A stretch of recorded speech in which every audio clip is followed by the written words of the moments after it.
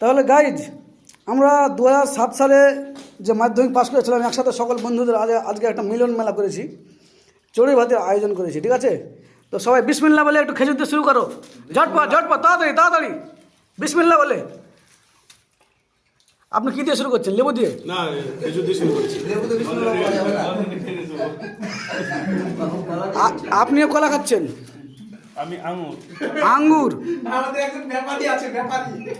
আপনি আঙ্গুর খাচ্ছেন, সবাই কলা খাচ্ছেন। খুব আনন্দ হচ্ছে বন্ধুরা, খুবই ভালো লাগছে সত্যি। অনেকদিন পর সকল বন্ধুরা একসঙ্গে এই যে দেখা সাক্ষাৎ হচ্ছে, কথাবার্তা হবে, ঠিক আছে? খুবই ভালো লাগছে, দারুণ লাগছে।